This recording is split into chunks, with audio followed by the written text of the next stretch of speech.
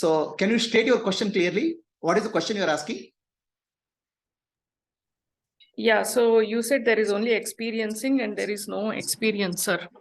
Okay. And at some point of time, you also said that without a knower, there is no experience. Without a knower, there is no experience. So how do we fit in these two? No, I think there's a little bit of unclarity in what you're saying. First, let us understand. Okay. In any experience, there's a threefold division: the subject, object, and experience. Correct? So, for example, this is a bottle. Bottle is the object.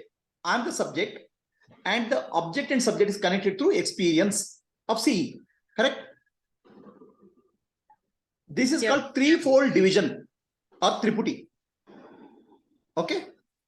So now let me ask you the question. In the experience itself, are there three? In the experience itself, object and subject and experience become one. In the sense, if I take it as the experience seeing, in seeing, seen and the seer are one reality. I don't have to consider seer and seen now separately because they're connected through seeing. The subject and object merge in seeing. Is it clear? Yeah. Are you understanding what I'm saying?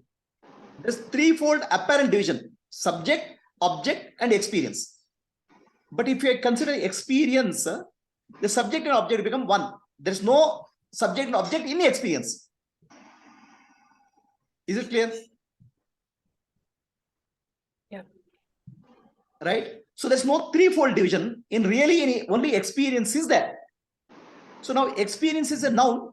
I want to say experiencing, because after some time this experience goes, some other experience comes. Seeing goes, hearing comes, then touching comes. Experiencing is there. In the experiencing, subject and object become one. Are we clear? So I'll give another example. A great musician is singing and people are listening. Then in that singing, the musician forgets himself, the people forget themselves. That's only music, singing. Right? Similarly, when the painter is immersed in painting, the painter, the picture, it merges into painting. So I would say the threefold division of subject and object is not there in experiencing. Experiencing can be seeing, touching, smelling, tasting. Any of these in experiencing, the threefold division is not there. So experiencing alone is there. Then where is the division coming? The division comes, this is a bottle. I am Prabhuji, seer. So subject object division comes and I am seeing. So threefold division comes when the naming happens. In the experiencing, there is no triputi. The triputi comes up when knowing happens. Not knowing, naming. So when the naming happens, experience has stopped because the attention has to go back to the mind, memory.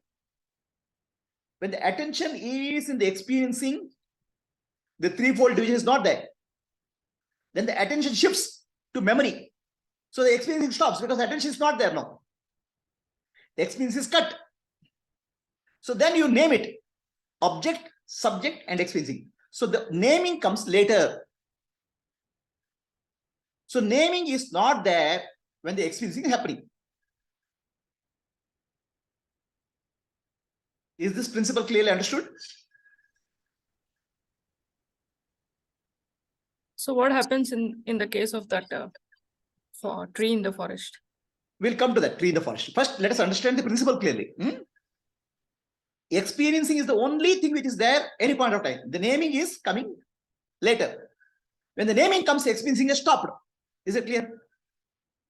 Because when the naming has to happen, attention has to shift from experiencing to mind. Then no longer experiencing is there. No longer this is there. Experiencing is there. So the attention has, from physical domain, mind attention has shifted to mental domain. When attention is shifted to mental domain, there's no experiencing is stopped. Experiencing is cut. Is it clear? Yeah. So The naming is a mithya superimposed on the experiencing. Mithya means from what is there in the memory is always past. Record is brought and put on the experience. Experience is not there now. Because when the naming is happening, experience is not there. Attention is shifted to naming. So you are superimposing the name on something which is not there now. Are you understanding what I'm saying? Yes. See, any experiencing has to happen in the physical domain, right? The bottle and object are happening in the physical domain, sense domain. There's a seer, seen, and seeing. The tree is there, Triputi is there in the physical domain. Attention is in the physical domain. When the attention is there in the physical domain, only experiencing is there. The subject and object are merged. But now attention, only when the attention is there, the knowing is there. So knowing of physical domain is happening when the experiencing is happening. Now the attention shifts now from the physical domain. It goes to mental domain, memory record, right? It brings the name called Prabhuji, it brings the name called bottle. Okay. So now what happened? Is there experiencing now? No. When the attention has shifted, is there experiencing or not? No, There's no experiencing. Okay. Because experiencing is possible in the presence of attention. If the attention is not there, is no experiencing. It's cut now. It has gone into memory. Correct? But memory, what is there? Memory, name and form is there. Correct, no? So name called Prabhuji is brought, form called bottle is brought from memory. And connection between them, seeing is brought from memory. Correct? So when you are fetching from memory, the experiencing is cut completely, totally cut. There's no Triputi also now. There's no subject, object, and experiencing is not there because attention has shifted now. Correct? Yeah. So naming is happening. Naming is happening on what? You are putting a stamp. Okay. Bottle, Prabhuji, and experiencing, you are putting a stamp. On what you are putting a stamp? Labeling. No memory. On nothing. Getting it? There is nothing now. On that nothing, you are putting a stamp. The name and form is superimposed on nothing. But that's not nothing actually. That's the existence, astitva. Existence is there. On the existence, you are putting a stamp. So now, this is mithya. The stamp is mithya. Labeling is mithya. Because name and form belong to the past. The past is not the present moment you are discussing. In the present moment, attention has gone to memory. That's why there's no experiencing. What is there? It's existence. When you pay the, you are taking the name and form, putting superimposed on the existence, calling the bottle, Prabhuji, and see. You understand how mithya is happening? So any experience, there are two stages of experience. The first stage of experience is called nameless experience. There's no name. Any experience. Then subject and object are one. Just experience is there. Because no naming is happening. The moment naming comes, experience is gone. So naming cuts the experience and superimposes the name on nothing, which is actually not a nothing. It's called existence. Name is superimposed.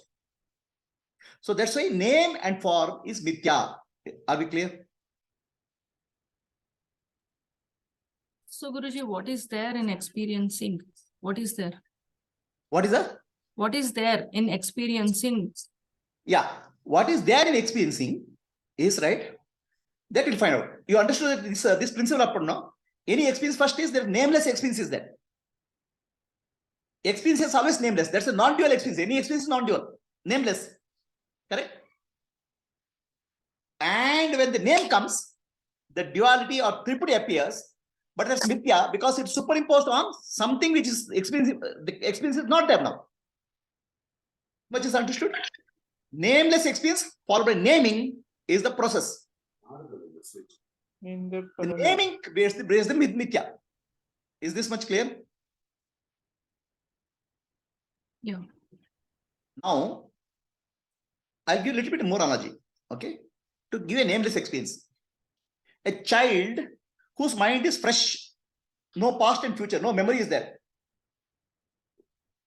When the child looks at something, is there a naming there?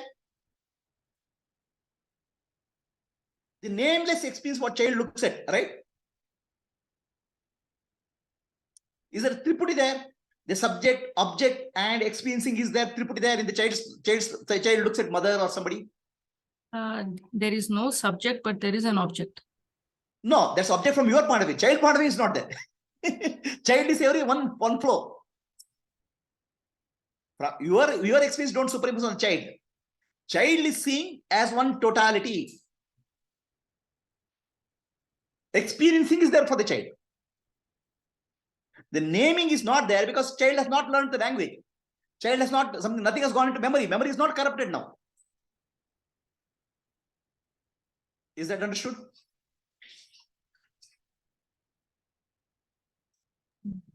Yeah. So child's experience is a nameless experience anytime until memory starts coming into picture. Once memory starts coming, you're denying the form also in the experience. So if it's a name and form, you're saying there is no name, there is no form also.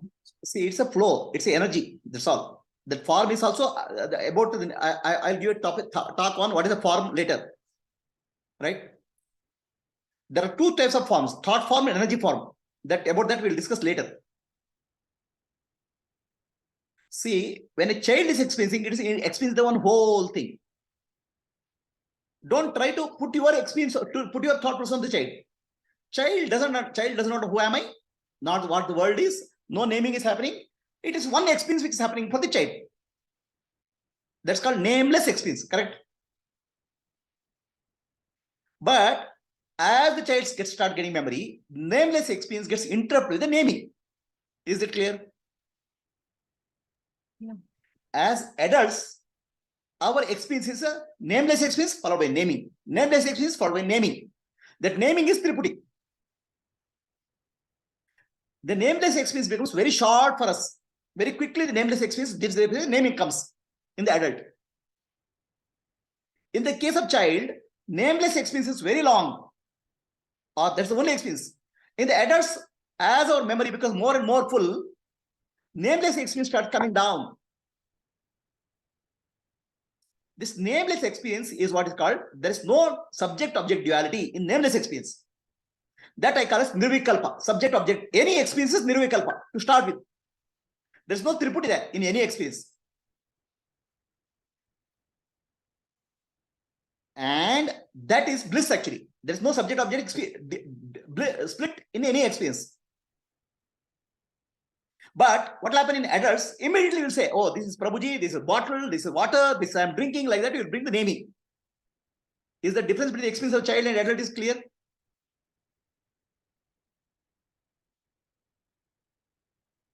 Yes or no? Yeah. Okay. Now, let us look at a child. I mean, it's a little bit grown-up child, but the moment it enters into a room, okay, it's able to experience the room as new because it doesn't bring from memory. So then child will notice something which I can't notice. Other people don't notice. Hey, why it's there? Let's ask. Have you seen the curiosity of the child? Have you seen the child, how child is recognizable to see things which are not, you can't see? Child is full attention is there. In that full attention, only experiencing is there. The child is able to notice things which you don't notice because naming is not happening in the child. Naming cuts our experience.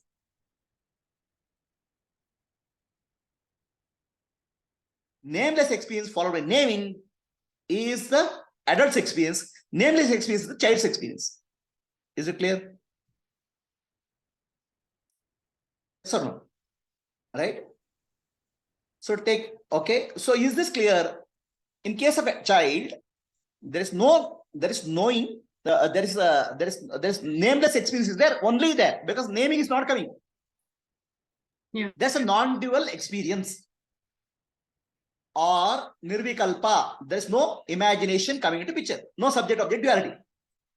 In adults also, in all of us, all our experience start with that nirvikalpa.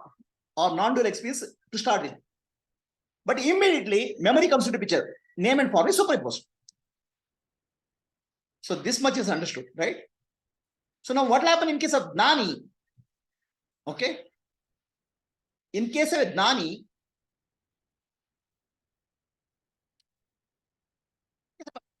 all experiences are nameless experience to start with. So Gnani, nameless experience happens, and if the attention goes back to memory, name and form is there. So Gnani discards that name and form as Mithya and continues to come back to the nameless experience. In that sense, Gnani lives like a child. So let us understand a child's experience. Child's experience is nameless. An adult experience is there's a nameless experience followed by naming. So Gnani's experience also nameless experiences are followed by naming have to happen. It has to go to memory. But because of his understanding of the operating of memory, he knows everything what I bring from memory is Mithya. So that's why it doesn't go back to the memory. He lives in a nameless experience like a child. So that means once you go to the memory, only thoughts will come. So thoughts in Gnani are very less. So Gnani will use the thought only when it's required for transaction. Otherwise, thoughts are less because thoughts are not there. From memory, automatically naming doesn't happen in case of Gnani. There is a switch off. So let us take Ramana Maharshi. So Ramana Maharshi reads the newspaper. That time World War was happening. He used to read the newspaper. Somebody comes and says, Ramana Maharshi, Namaskara. So Ramana Maharshi will look back. So a Gnani will use the name and form, name which is recorded in memory, only for a transaction purpose. But he doesn't identify with them. So naming is used by Gnani only for reference purpose, for dealing with the Vyavahara, transaction purpose, but it is not taken as real. So name and form which is stored in memory is like a map. For example, a map of Sri Lanka, map of Sweden is there, or Switzerland. Map is very beautiful, but map is not real. All our records in memory are like map. They are useful. So Gnani uses the memory, but the memory does not come and cut the non-dual experience of Gnani unconsciously. So Gnani doesn't get used by memory. Gnani uses the memory when it required. Is these three clear? A child's experience, an adult's experience, Gnani's experience. So that's why what happens, Gnani's mind is not full of thoughts. But an adult's mind is full of thoughts. Why? There's a nameless experience followed by naming. Okay, naming is this is a bottle. Okay, this is me. So it's my bottle. Oh, my bottle, I brought it from a shop. Oh, and that bottle fell. One bottle fell. Like that, it will give a thought chain. In case of Gnani, the naming process is used as a reference. It doesn't give a thought chain. That's why very less thoughts are in Gnani's mind. Is the three distinction very clear? Yeah.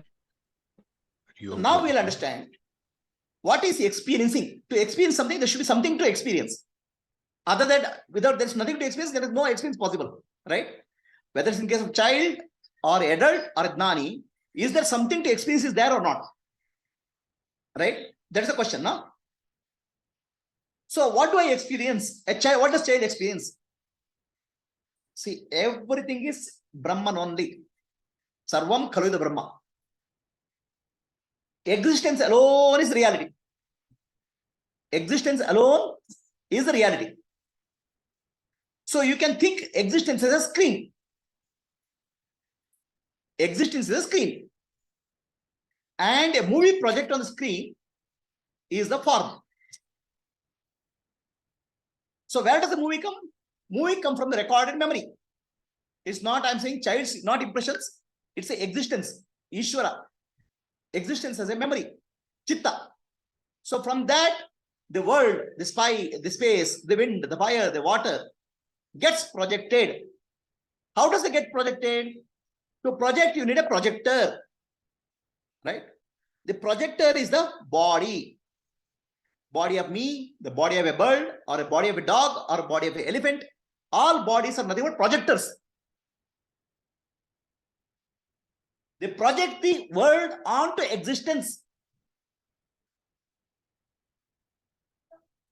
based on the Ishvara, what is there in Ishvara Chitta.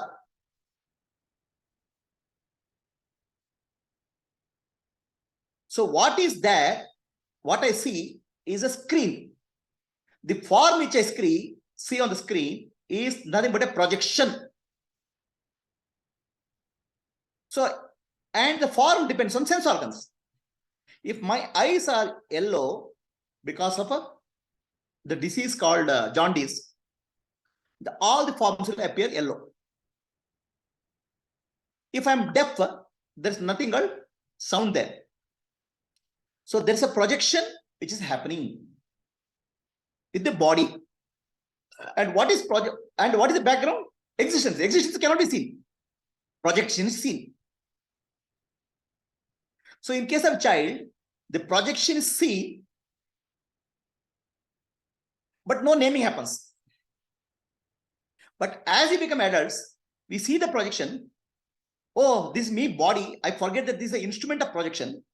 So then I say, this I like, this I don't like. The impression will go. And along with the impression, recording will happen in the memory. So all adults, the memories will come and experiencing will be followed by nameless experiencing will be followed by naming. Oh, I like this bottle. I like red color. No, I want a blue bottle. So on the experience, again, you are projecting your impressions. Thoughts will come and project. So there are two types of projections happen. One is a projection of form based on the sense organs and what is the Ishvara's memory. And what you get as impressions or karma from that gets recorded in the individual memory, chitta, and that's a secondary imposition happens on the form. That's called naming. So any experience is nameless experience followed by naming. And what is there outside to experience is called existence. In reality, existence is pure subject, Atma only. Existence cannot be object. But for the purpose of creation, Ishvara uses the existence, Atma, existence aspect of self as the screen. Ishvara is Sachit, Brahman is Sachidananda Swarupa, Sat Chit Ananda. Sat means existence. Existence is the word. It is not an object, it's a pure subject.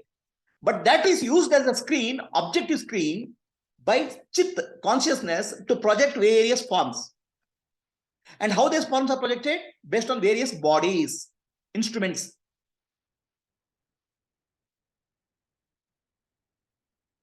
Now, what is the question? Is it clear or not clear?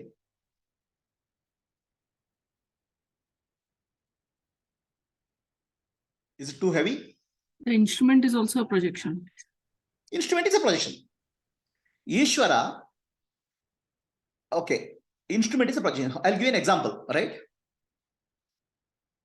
You sleep on the bed. Okay, when you sleep on the bed, you start getting a dream. In that dream, you become a dream girl. You take a dream girl body and you see a beautiful city, maybe London or Paris. Now the body and the Paris are together projected in the dream. Without a body, the Paris cannot be projected. The body is projected to experience the Paris, the city. Understand? They appear together.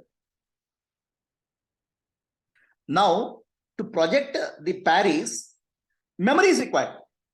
The memory is the impressions or samskara which Jiva has gathered, that is used to project the world, dream world. That's called Nidra Shakti.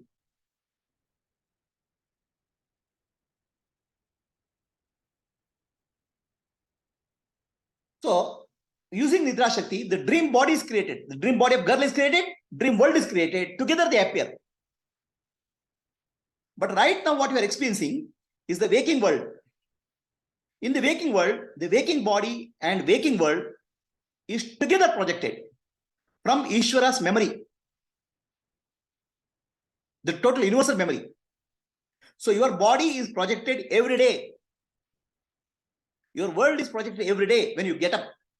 It's a together one projection, just like it happens in dream. And what is your body projected? What is based on what your body projected? Based on your prarabdha karma, what you have gathered, the body is projected. In the waking state, this is called Maya Shakti. Whereas in the dream, the waking state experience what you are getting creates impression. So that impression is used to create a dream world and experience the impression. So that's the second level. Primary experience is Maya and waking world. In the waking world, body and the world appear together in the waking state consciousness of Ishvara.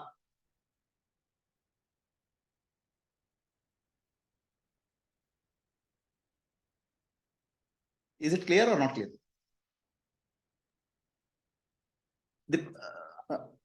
Your question is there object presence in present pure experience? This, okay, let me ask you a question. Okay, you get a dream. In you say dream forest you are seeing. Is there object called tree there in the dream? Yes or no? Yeah, but there is a subject also. There's a subject and object is there, correct? But the object and subject are appearing in a screen, right? A consciousness is a screen, background, correct now? And what is there is nothing but a projection on the screen. Screen plus projection is what you're seeing in the dream. In the waking state, what you are seeing is a screen called existence, Sat, which is Brahman. Brahman plus object you are seeing projection, because the project is the body and object is seen there. If the body goes there, is there a projection there, movie there?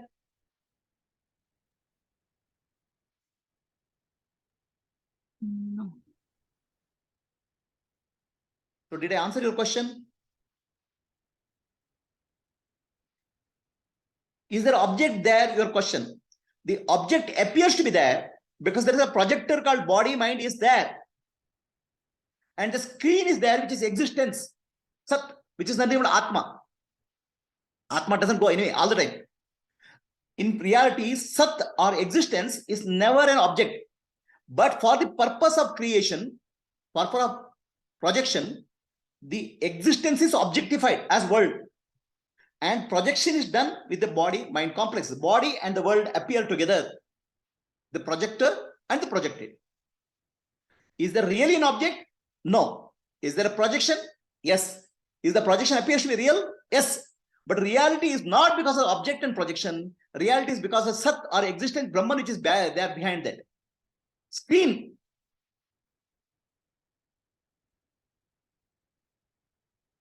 Is your question answered?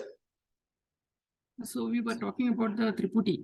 There is no Triputi in pure experiencing, right?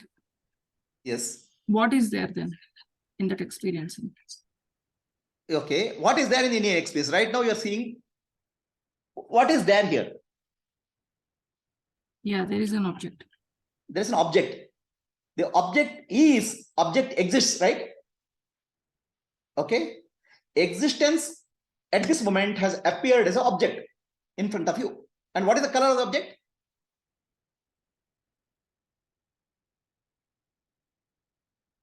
That What is comes the from color the of the memory. Red. No. What is the color of object according to you? Red.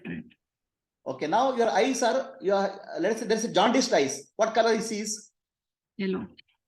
So is there an object called red object here or yellow object there? Both are mithya. Red and yellow. It's an appearance is there because sense organs delimit the form. They carve out the form and existence. So now I remove the bottle. Existence appeared as a bottle, but existence itself cannot be seen. What is there is existence only. Existence as a screen, the bottle appeared and disappeared. Is it clear? Why? Because there's a projector which is there. This is your body and mind.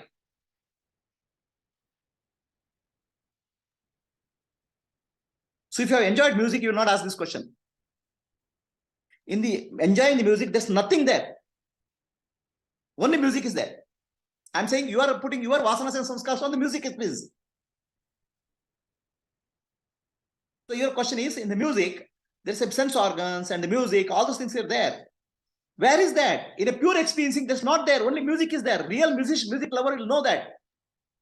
He'll forget himself. There's nothing, nobody. Only music is there. That music is object is what I'm saying. That's why Triputi is not corrupt. See, music as an object is projected on the screen called existence. I've already told, existence is there. If somebody is not, the musician can't speak and the listener cannot hear, is there any music there? One object called musician is projecting through mouth the sounds, music, which is superimposed on existence. Another object called listener is hearing that through his sense organ called ear. So there's a projector and there's sensing, which happens simultaneously. By whom? By the consciousness, which is in the background all the time.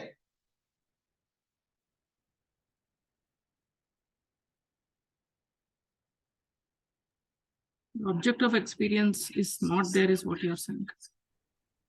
Object of appearance, object appears. So is there object called object of experience is there or not? Is your question, correct? Yeah. Tell me, is there object of experience or there or not? Correct or no? Yeah, it's there. So I'll tell you, yesterday's night, you had a dream and you got a lottery. You got 1 crore rupees, you started counting 1 crore rupees. It took 10 hours for you to count 1 crore rupees. Was there 1 crore rupees there? After I wake up, it's not there. But when it's happening, it's there. No. 1 crore is there or not there? At that point of time, it's there. But is that 1 crore really there? No. So the 1 crore appeared, got projected in the dream. When it's projected, it appears to be real. But is that object really there? No. And what is there really? Consciousness. Consciousness sleeper is there. There's the background. So what you are really experiencing is the consciousness. Okay, let me put it this way. Okay. In any experience, there's a nameless experience followed by naming. Is that clear? And what is experiencing what? The consciousness is experiencing itself in the form of objects. Consciousness itself is experiencing what we call as existence, which is nothing but consciousness only in the form of objects, temporarily. So for that, in Sanatana Dharma, there's a very beautiful analogy is given. I'll chant a sloka, repeat. Vatasya patre pute shayanam balam mukundam manasa smarami. A child is sleeping on a leaf in an ocean. And how does child do? It will move his hand, sip his leg, right? The child can sip the thumb also, thumb of the leg also. Right? So now, is child experiencing anything other than itself? Child is experiencing itself, its own thumb, enjoying its own thumb. Similarly, the consciousness in the waking state is experiencing itself in the form of objects.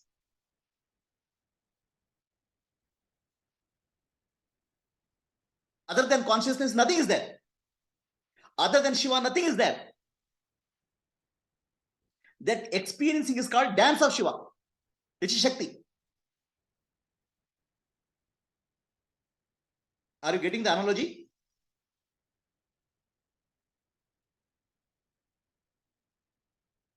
Yeah. So, is there object? There's no object. There's only consciousness all the time. So, in dream, you had a dream. In your dream, you went to a hotel to eat masala dosa.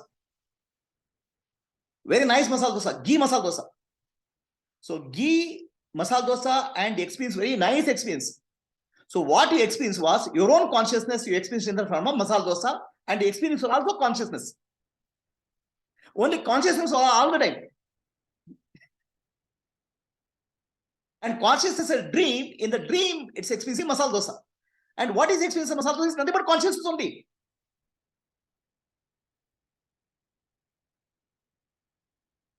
To make us remember this, we chant a sloka at the time of eating food. Brahmarpanam, Brahmahavihi, Brahmagnau, Brahmanautam, Brahmaiva, Tena Gantavyam, Brahmakarma, Samadhina. So, when you're eating food, the food is Brahman, consciousness. One who is eating food is also consciousness. One who is digesting food is also consciousness. Other than consciousness, nothing was there.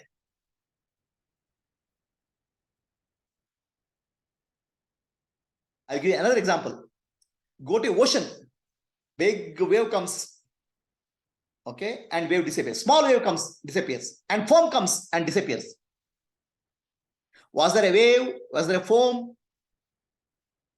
It is always water appearing in the wave and foam temporarily. Right? Yeah.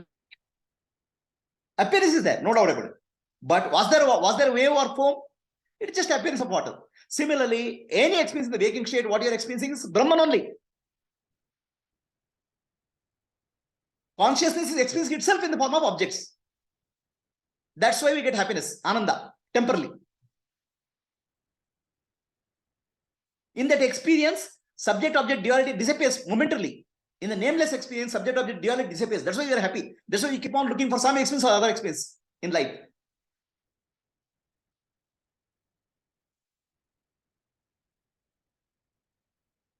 We are experience hunters because any experience, I go to a movie, it's an experience, nice experience. When I get a movie and nice experience, subject object disappears, movie and I disappear. Only movie is there, enjoyment is there. That's called ananda, happiness is there. So actually, we don't hunt experience, we hunt happiness. And happiness happens when the subject object duality disappears momentarily. In every experience, there's a happiness because subject object duality disappears momentarily. But naming comes and distorts that momentary experience, because naming is a way to create future script. You have to create, no, universe has to keep on creating new script, no, new movies, no.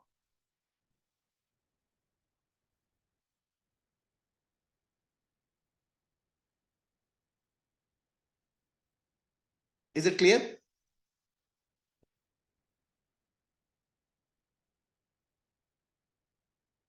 Yes, Guru. So now we go to know any experience. There are three stages. Triputi, seer, see, seeing. Seeing, the experience is five types. Shabda, Sparsha, Rupa, Rasa, Gandha. Touch, sound, smell, taste, and form. Okay. Now these experiences are nothing is permanent. It appears and disappears, appears and disappears, appears and disappears. What appears and disappears is temporary. And what is temporary is not real. Then what is there? Awareness is there, knowing is there. Knowing alone is real. All the time. The object appears, the knowing takes the form of appearance. And object disappears, knowing takes the form of not knowing anything. So you can consider knowing as a water and object as a wave. Water alone appears as a wave. Similarly, knowing alone appears as a sound, knowing alone appears as a touch, knowing alone appears as a smell. But all this appear and disappear. But knowing again is same. Water is same. That knowing is called awareness or Brahman. Now, what happens when there's no object there? There's no projection there. That experience you have in sleep. In sleep, there's no object. There's no duality. There's no other. Then after waking up, say, I had a very blissful sleep. So that experience, that is also experience. Knowing is there, but nothing to know. The knower is not there. That is called Ananda. That Ananda is experienced in Samadhi. Ananda is experienced in sleep. Ananda is experienced by Jivan Mukta all the time. Liberated one all the time. Because a Jivan Mukta's Ananda, with a clear understanding that there are no objects. Atma alone is appearance object. So Jivan Mukta sees the world as Brahman, myself. That's why Ananda all the time. Advaita Ananda. And what spoils this Ananda is the memory, mind, naming. In case of Jivan Mukta, naming happens, but when he wants it, when he wants to use it, he'll happen. Otherwise, he's always in Ananda, because for him, the subject-object duality is not there. I am seeing myself in the form of the world. Where is the duality? I am experiencing myself in the form of the world. Like a child, Balam Mukundam Manasa Smarami. The child Krishna, right, keeps on sipping his thumb or playing with the leg. So that's why Jivan Mukta plays in the world. The world is his own form, own self. He doesn't play with the object. He plays with himself in the form of the world. That's why it's called Leela. Any questions? So then the tree in the forest example doesn't fit into what we are asking. No. So there is now you are asking a question. A tree in the forest example, right? So there is a Zen saying. Zen saying, a big tree in the forest falls, but there is nobody to know it. The knower is not there. Did the tree fall? Is the question. Correct? So now, see, please understand, when we tell the stories, when we tell something, technically we will not use the proper language. We'll use the language, it's common people language. So what he's saying is, knower is not there. Did the tree fall? If the knower is not there, tree doesn't fall. There's no fall of tree because subject is required to experience the object. The knower is the subject. So knower subject is not there, tree didn't fall because object depends on the subject. Right? So if the subject is not there, object didn't fall. Now knower and the tree both appear together. Then only the tree falls. So let me ask you the question. In your dream, you went to a forest, a tiger came and started chasing you. And you start running. Okay. So now I'll ask the question. If you are not there in the dream, was there a tiger? What's your answer?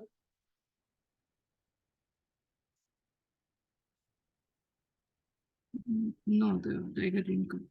So the word knower is used for a subject. Subject is required to explain the object.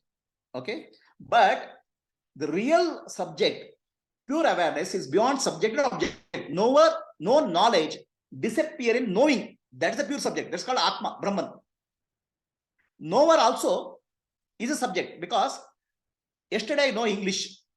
I don't have a knowledge of chemistry. I'm ignorant of chemistry. I'm knowledgeable to physics. So knower has knowledge and ignorance. But knowing has no knowledge and ignorance. Knowing is the light, illumination. I am the pure knower all the time.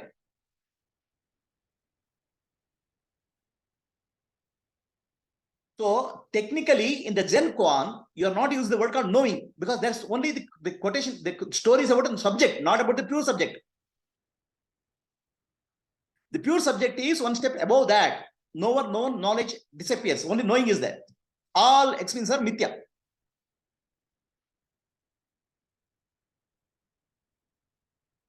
Are we clear? So in that example, experience doesn't exist without a knower. And in this context, you are saying that there is only experience and knower is not there. Pure experiencing. I didn't understand the question. What is the question?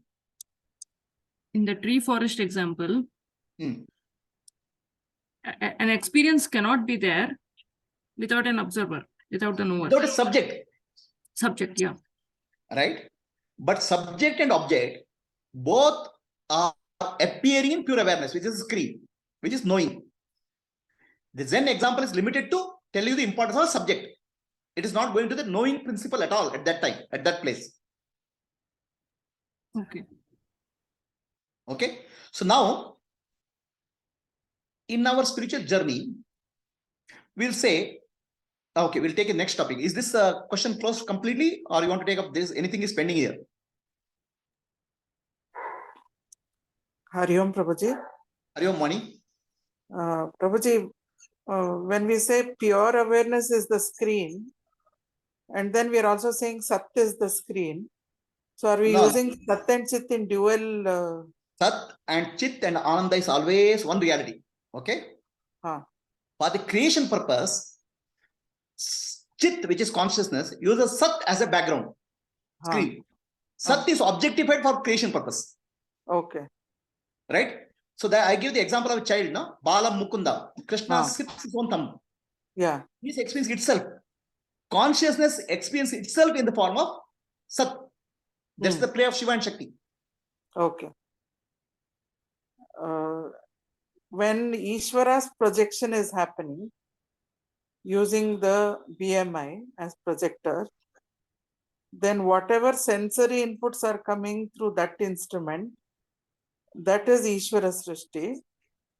And whatever inputs projection is coming through the Vasana package, that is Jiva Srishti. Is that Jiva correct? Srishti. Yes. So, for example, all of us see the sky. All of us see the rain.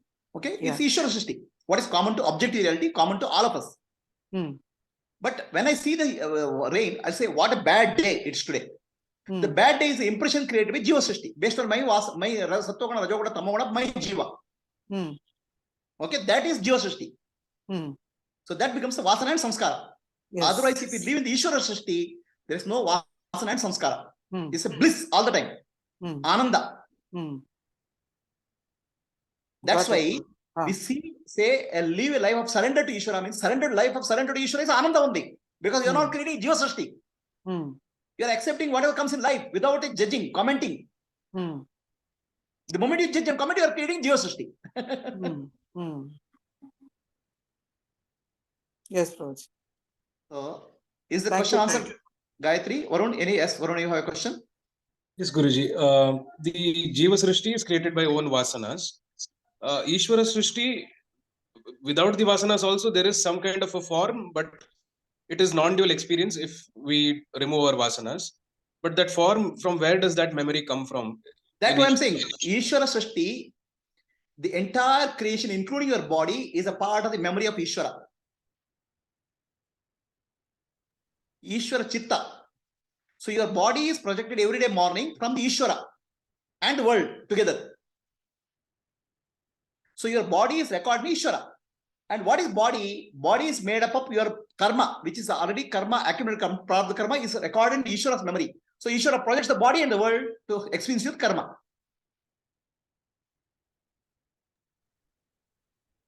Okay, Guruji. Memory is created because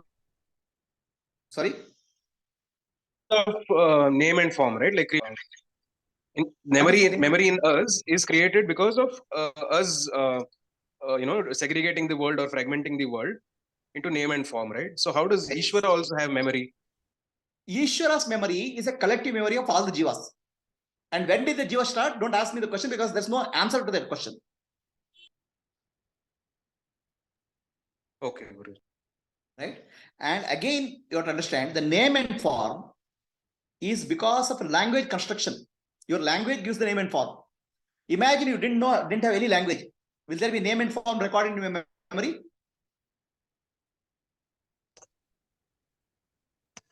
Is the form also created by language, Guruji? Name I understand. Form will be there. Name will not be there. Sense organs. Name is given by language. And when sense organs will experience something, it's a pure experience. It's non-dual experience when you are experiencing something with sense organs. Guruji. Yeah. Without language, name will not be there, but form will be there. No? I'm again telling you now, the form which you are experiencing something can never be separated from the form, scene. The scene and seer is separated by the naming. So let us say you are able to see this chain. Are you able to see this chain? Yeah. Now tell me where the chain starts. Show me where the chain is there. The chain is here, or here, or here, in your eyes, or in your brain. Where do you stop the form? The sense organs and form together is one experience I'm trying to tell you. You cannot cut and say, this is my sense organ stop, and this is where the form begins.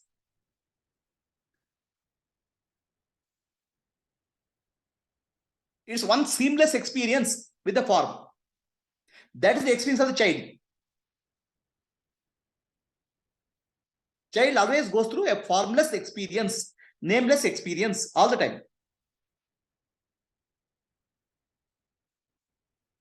So later you want to say, oh, this is an object, this is a chain, this is a necklace, because your naming comes big. Naming comes because of the language which you have learned.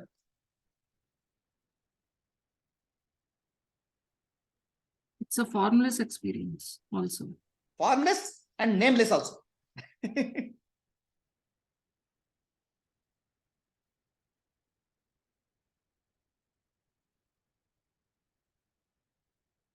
Sense organs are giving a form to the formless.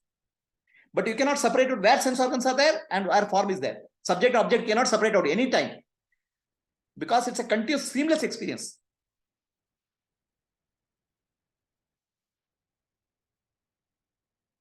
Anybody has a question on this, or can we close this question, this particular question?